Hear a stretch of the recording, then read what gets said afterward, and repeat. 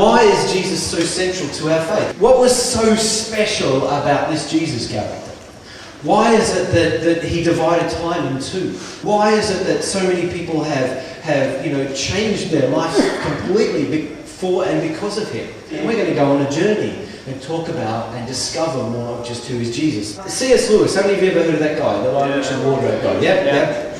He makes this statement in one of his books. It's in a book, Mere Christianity. It says, a man who was merely a man, this is about Jesus, a man who was merely a man and said the sort of things Jesus said would not be a great moral teacher.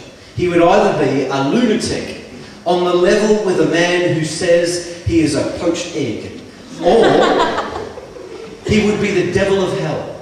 You must make your choice. Either this was and is the Son of God, or else a madman, or something worse. You can shut him up for a fool, or you can fall at his feet and call him Lord and God. But let us not come with any patronising nonsense about his being a great human teacher. He has not left that open to us.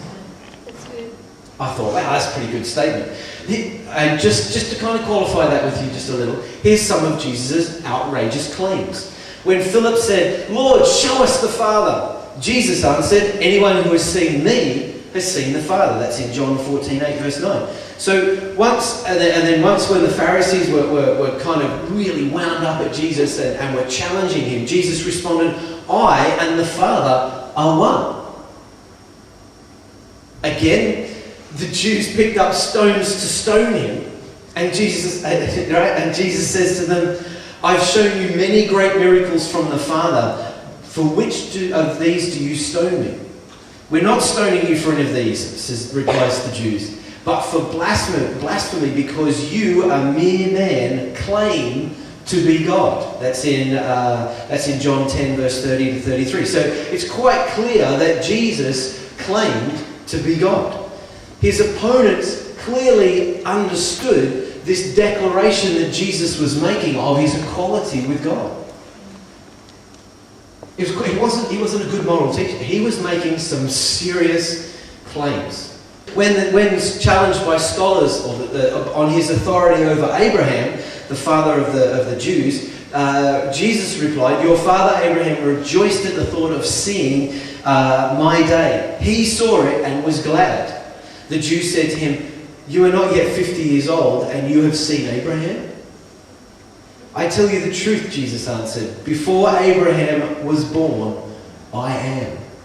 That's from John 8, 56 to 58. Jesus clearly believed he had existed 2,000 years earlier and knew Abraham. On the issue of life and death, Jesus states, I am the resurrection and the life. He who believes in me will live, even though he dies. That's from John 11, verse 25. See, here he's kind of saying that he believed he had all authority over life and death. I'll just throw one more in for today. Is that all right?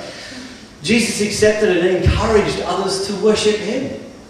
Now, throughout the Gospels, the disciples worshipped Jesus, and can be seen in Matthew 14, verse 33, and in John chapter 9, verse 38. Jesus states in John 5, verse 22 to 23, he says this, moreover, the Father judges no one who has entrusted, moreover, the Father judges no one, but has entrusted all judgment to the Son, that all may honour the Son, just as they honour the Father.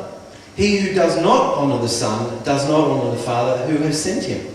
Jesus knew the Old Testament teaching and the commandment of worship the Lord your God and serve him only. He knew that because he actually says it in Matthew 4:10. But despite this, Jesus encourages others to worship him. Either he was completely mad, he was totally insane, or he was who he claimed to be. And he deserves our worship and our honour as God incarnate. Now, what do I mean by when I say God incarnate?